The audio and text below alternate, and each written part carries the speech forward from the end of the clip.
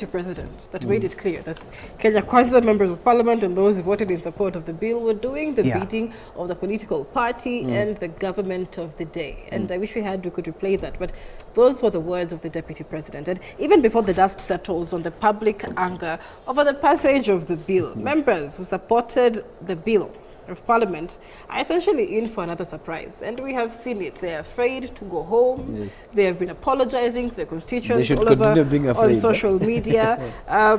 Many have been branded traitors, and now their constituents are contemplating even recalling them. And so the DP is, you know, defending them. It says, you guys, don't be too hard on these people. But as a political analyst, what is your analysis of the landscape for members of parliament within the next 3 years? Are we likely to see a member of parliament being recalled, considering that essentially the clause allowing recalling members of parliament largely also needs the input of members of parliament themselves? So the process of recalling the members of parliament will first start by us forcing the president to put IBC in place, because currently we do not have that. So supposing a member is recalled, what happens? We can't hold a by-election. We do not have the commission in place. So another thing as young people, which I think we should be pushing on after the Reject Finance Bill, is let's have IBC, because we need to use it to revisit what these arrogant members of parliament did, because we can't just go there outside there right now and take any action against them when we do not have IBC. So the way you actually have said, we know most of these members did not even spend their nights, the 2-3 nights in their homes, because they are afraid of us. They should continue being afraid, that so that next time they make the right decision. Let me use the example of the member of parliament for Kieni constituency, right, whose supermarket was burned down. So he was saying that he lost the properties was about 550 million, according to what he said, and he was regretting that. So if he's saying that people invaded and did that, you can see from his face he was actually feeling the pain. He had only one chance to avoid this, by voting no. Had he just went ahead to vote no, then this would not have happened. No, he votes yes, he is arrogant, he speaks the way he wants. That angers people. Is there any member of parliament who voted no and has faced any loss? No. So we are telling these members, in as much as it's not really good to distract properties, which we are very sure it's not Gen Z who destroyed, just people hijacked and did that, but at least we are telling them next time, please be considerable to people who gave you power, because the president did not elect any of them. People did. So if people have told you, please go to the parliament and tell us, we do not want this bill, that's exactly what we do. But we have one chance to correct this mess of members of parliament being bought, being given money. We can recommend one thing, and that is through the constitutional change, amendment. We can do this by changing the way we make our laws, the law-making process. For example, right now we know that once it passes the parliament, it goes to the president so that the president can assent to it. We know after the president assent to the law, someone can challenge it in court, and if the court says this one is unconstitutional, the law will not be effective, right? Why not say after the law has passed parliament, we take it to judiciary? So that now judiciary can tell us maybe this clause was unconstitutional. No, when we take that, we put judiciary in between, so that after judiciary now it goes to the president. It's unlikely that we'll buy someone to vote yes, and then the judiciary declines. So that way now members of parliament will start bringing in reasonable things. So let's amend the way we make laws, so that now after the parliament we take it to judiciary. Judiciary can make sure it is okay, and then it goes to the president. That way we will not buy MPs. All right, and it's an interesting conversation moving forward, Bruce, with regard to, you know, not just the democratic right of Kenyans to vote, but the decision that goes behind who they vote and why they vote for who they vote for. And as Kenyans vilify the members of parliament, many have reminded them, your member of parliament is a reflection of your own society. You voted to have them in that position. What kind of paradigm shift do you see this bringing in the political landscape within the next 3 years? Now, we need to understand that these MPs are in between a dilemma of two acts. When they decide to choose the right direction, they'll be right on that side, but on their side, they'll be wrong. When they decide to take the left one, they'll be right on that side. Side or wrong. What the side is? if those MPs decided, if one of them decided to vote for no, then it could have faced the acts of the party. If they have decided to vote yes, now they are facing the acts of the Mwananchi. So they're in a very hard dilemma to decide who is their master. But now, when you come to this position, you need to think like, why are you there? Who put you there? Is it the president? Is it Mwananchi? Okay, they are saying that you are there because of the political party. It's okay. We have to be honest to Mwananchi as long as we are honest to the political party. That's one. Those are representative. There are people who are voted in as independents, but they later join the government after being given some money. So what is that? How do you call that last? So these MPs, they only think about themselves. Yeah? Now, I wish you could have a law of how to recall them easily, but they're very clever. They don't put that in place. If it could have easily that I want my MP be recalled for going against my wish, then you do this and whatever, it become a faster process. It could be well.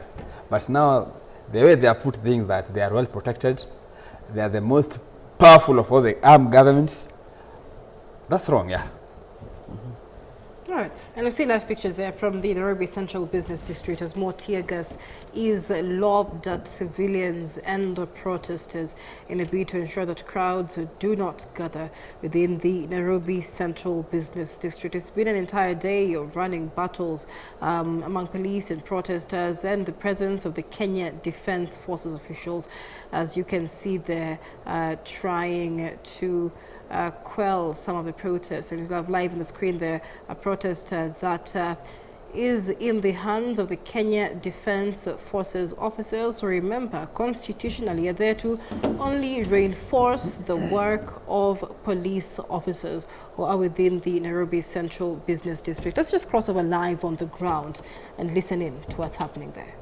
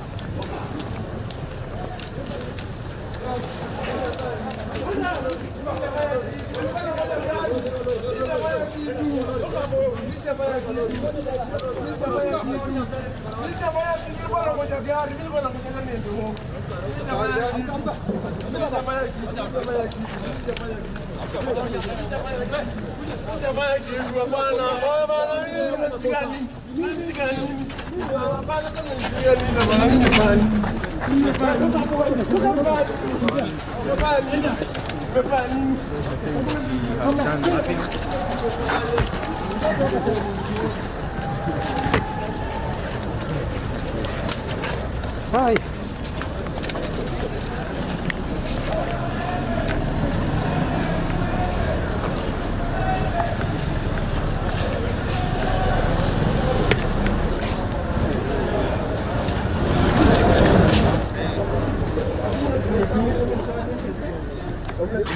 Sasa mnishika. Hakuna kitu nimefanya, mnipiga, mniumiza mgongo.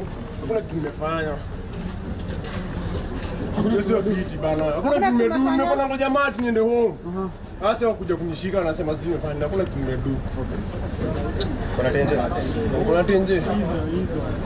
Sasa kwa ujinga ni kwa. Wanataka kunyang'anya iPhone yako.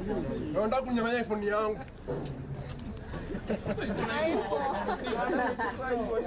Kunyang'anya iPhone yangu. Kwanza nakula kitu nimedu. Sijapigana na mtu. Sijaiba kitu. Na bado hujaenda KFC. Na bado sijaenda KFC. Na Uber inakaa. Na Uber inakaa manze, yani nangoja pale supermarket. Hati pichi kwa aje? Wanaogopesha wasee tu. Hati pichi kwa aje? Jo. 190. Kwa kwanza tubitishoke bro, kwa kwanza. Tulia kwanza. Kaa chini kwanza. Kaa chini kwanza. Kwa kwanza. Relax. Lakini hujafinywa, si ndio? Amenifinya. Amefinya madeni.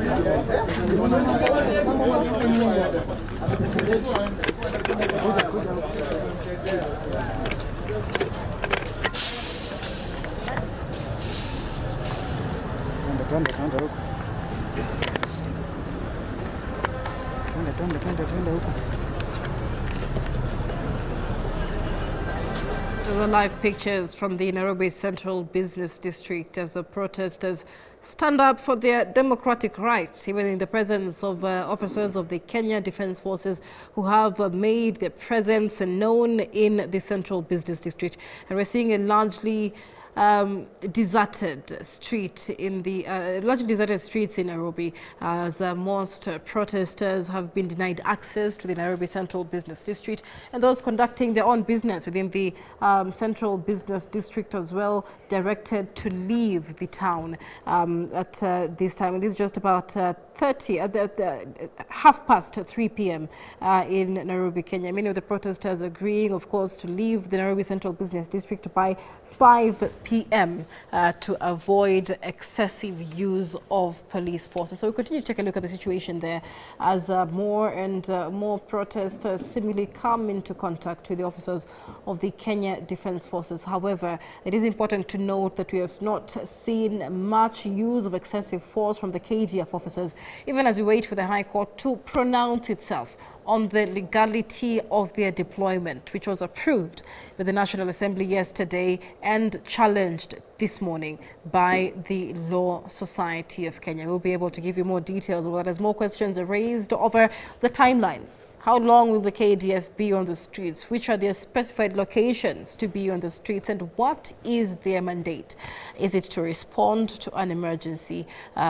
Those are questions we're expecting the court to pronounce itself on. And as we take a look at what's happening, we have a panel of guests in studio to put into context the events that are taking place in the country. And Omar, just to come to you, and we've seen that protester there essentially stand up to himself, or stand up to KTF officers with regard to his rights. He says he hasn't done anything. You know, there's freedom of movement. This is the capital city of Kenya.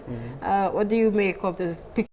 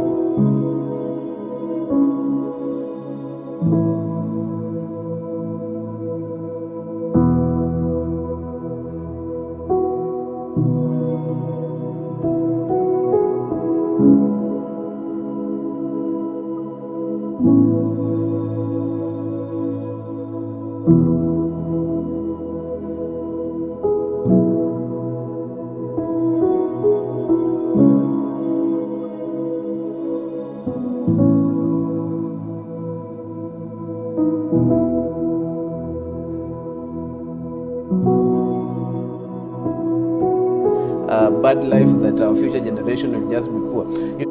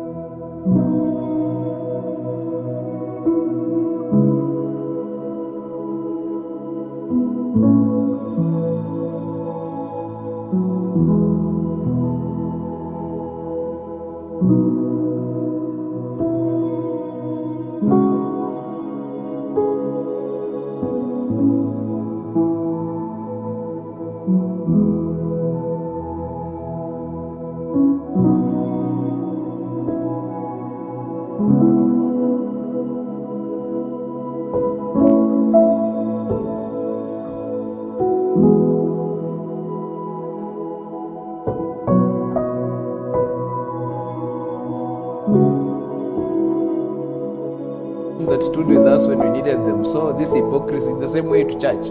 They just came up when we have won. They were nowhere to be seen when we really needed them. And that's why we are saying, in fact, I would suggest to the president, these churches receive a lot of tithes. You get a church gets even 10 million. Let's tithe them so that next time when we call them on our side, they listen. That tithe, let's tax it. So if a church can have like in a month, they have 10 million tax-free money. And we need money. We really need money as a country. Why not go for that money? All right. Let's go for that money. And so many things have been exposed by the situation in the country. We're going to begin to wind up. But Bruce, look at the speeches given yesterday by the president and the deputy president. And some said they sensed some sort of disconnect from those two speeches.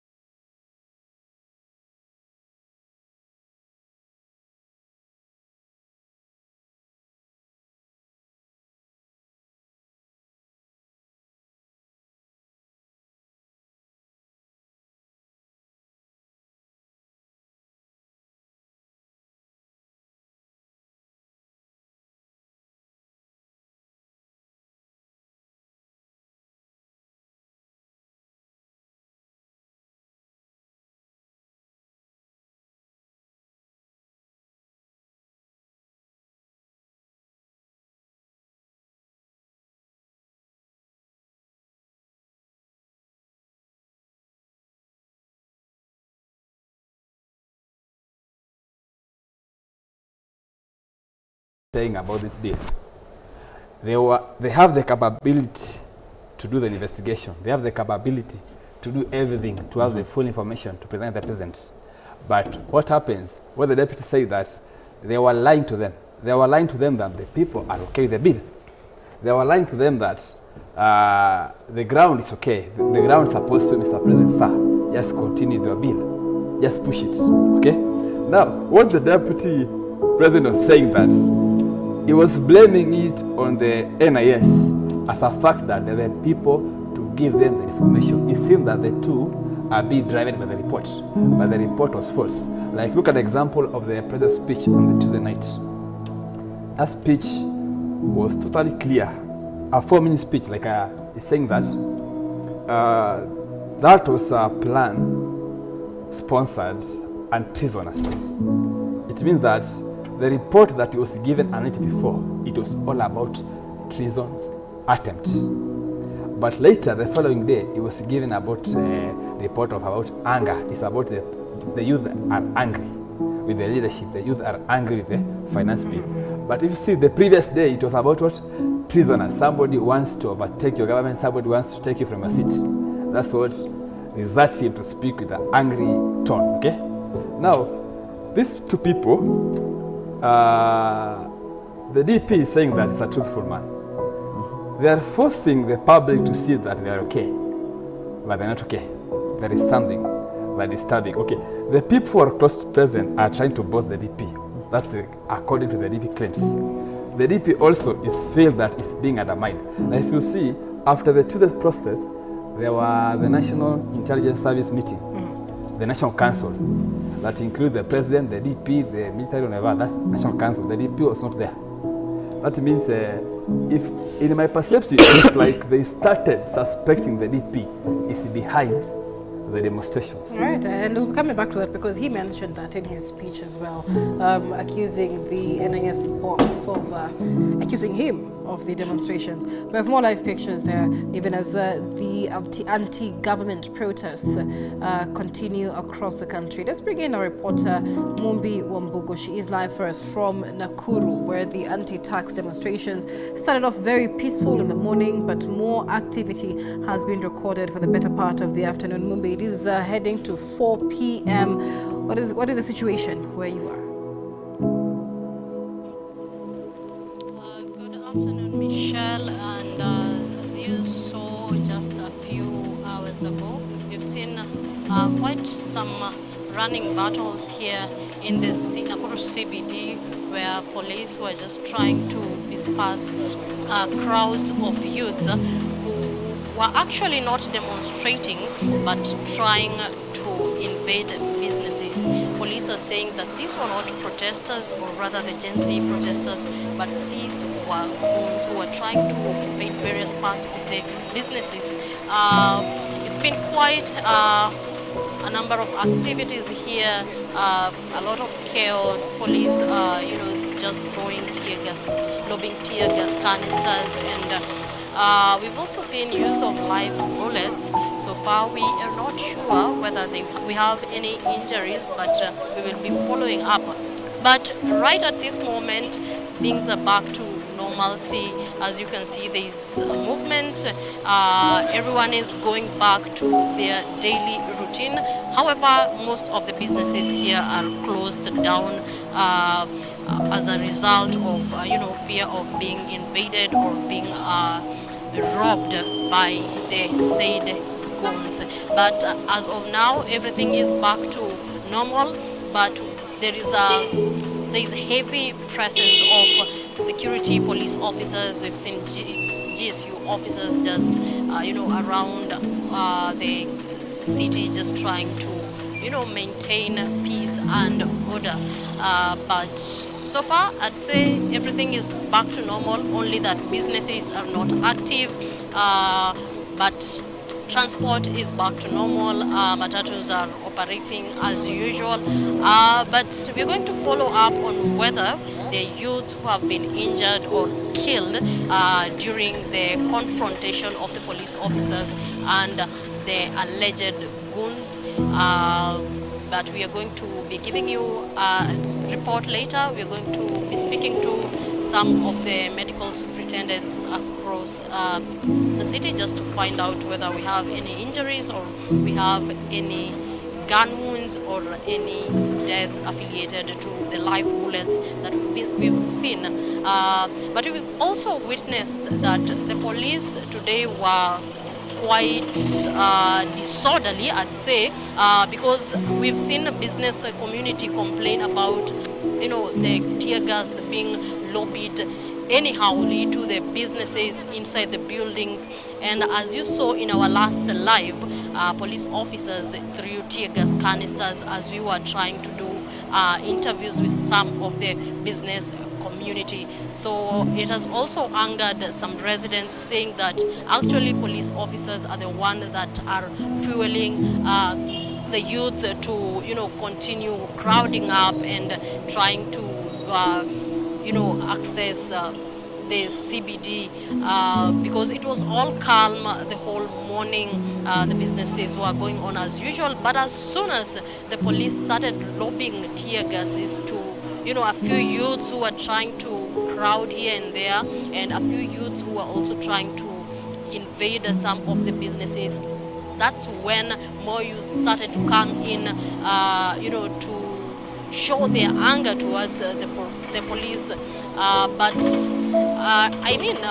what the people are saying is that if the police were just calm and not, lobbing tear gases and live bullets, the youths would just be calm. But that is the situation as of now. Businesses going on as usual, transport is moving and everything is going on.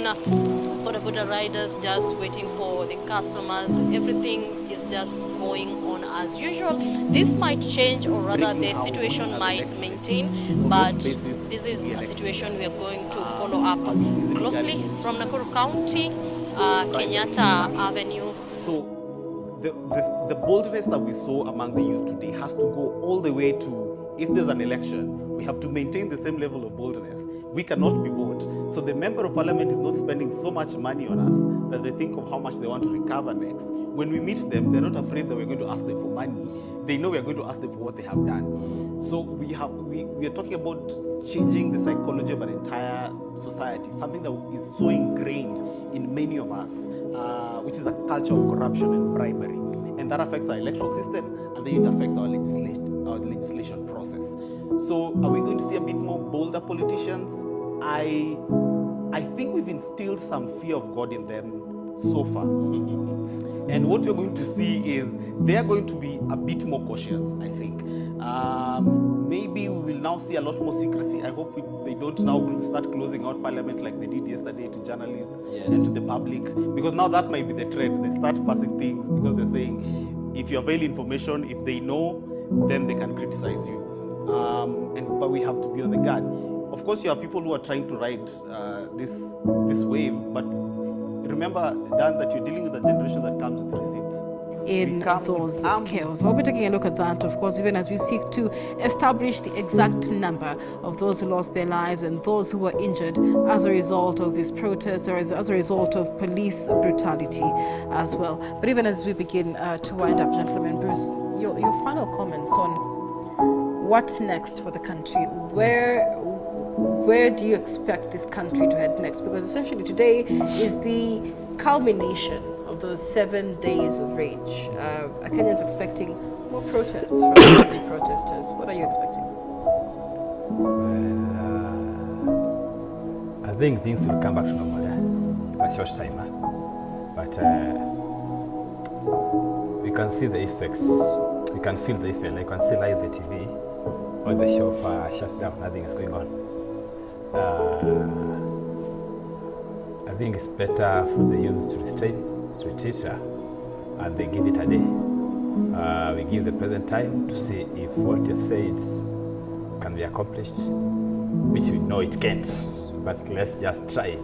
And we are ready to go back to the streets very soon as possible. But let's give him time, we see. But all I'm sure is going to have excuses after excuses. After he said from his speech that this year there will be no development, there will be no this, there will be no this. Okay, well, the tax that they are collecting go. We don't know the answers. But let's give them time. We give it cool. And I see the situation will be back to normal by this week. This will be good. What I see. Omar, what are your expectations of the next course the country should take following these demonstrations? As I said, I believe that yesterday we had a win as the Gen Z. Moving on forward, I would want to urge my fellow Gen Z and my fellow young people to give now let's give suggestions to the government, to the president himself now. Let's tell him now that you accepted to withdraw from the finance bill, now let's do this. We want this space to now have a conversation with you. Let's give him, let me say a month. Let's give him a month and say, for this 1 month, we're going to have this dialogue. And then after this 1 month, we see if there's going to be any change for the next maybe 3 months, right? The next 3 months, let's see if there's going to be any change. If there isn't, or if by any chance these 21 days end and the finance bill is actually passed into law, I will also be part of the people who will be in the streets and saying, now you've reached us we've reached us above the next, right? And if by any chance we give them a chance, okay, they've rejected the bill, let's just assume they've rejected it. We've gone and we've given them this space for dialogue. We are talking to them, we are having a conversation with them.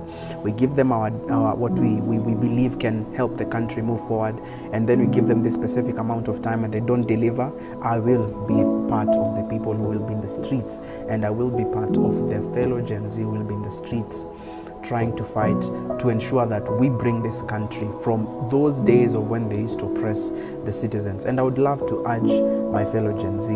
At the moment, let me talk to my Gen Z. At the moment, yesterday, it was a good day. Let's say that yesterday was a good day, because it was. For the president to acknowledge what we did, it was. So moving on forward, let's now try and open that space for dialogue as well. Let's try and speak. And if our words don't actually bring any actions and they don't actually bring any results, that's when now we can go back to the streets and actually get to fight as well. And for the president, Mr. President, Honorable William Ruto, please, when we give you a chance for dialogue, please have a conversation with us, regardless of where the class someone is coming from which part of the county they're coming from, and please take into account everything that we say can help this country, or everything that we say you are, if we give you everything that we say that you are moving the country towards the same direction, please take into account, because we will keep you accountable. And this is not only to the president, also to the members of parliament. Moving on henceforth, we will not be just appointing you guys and just to sit down and just be yes men for your parties, to be yes men for the president. You have to act on what you signed, on what you are representing. You're representing the people of Kenya and from your constituency. Moving on forward, we will not be led by people who are tribalistic. We will not be led by people who just want to be yes men for the country. Right. We want you guys to be independent, and we want you guys to take into account everything that we give you guys to represent for us in the parliament. Okay. Thank you. Ayodi, your final comments. And many said the buck would sort of stop with parliament because budget making is a parliamentary process. Then it didn't. And then parliamentarians sort of failed Kenyans on that one. And the president became the person who sort of stood with the voice of reason. But many said it was too late, too little, too late. Lives were lost. And so, with the responsibility on his shoulders, with Kenyans telling him the blood lost this entire week is on his hands, what are you expecting from your president? What I expect from my president is at least let him appoint people with integrity first, starting from the UDA parliamentary leadership. The current leadership is arrogance. Most of them actually are there to do what they want, not what the law wants, not what the Kenyans want. So the first step that I would expect from the president is to change the entire leadership so that we have new people in place. And another thing we want to is let's put people who are competent enough to represent us. For example, there was an MP who was asked what GDP is, and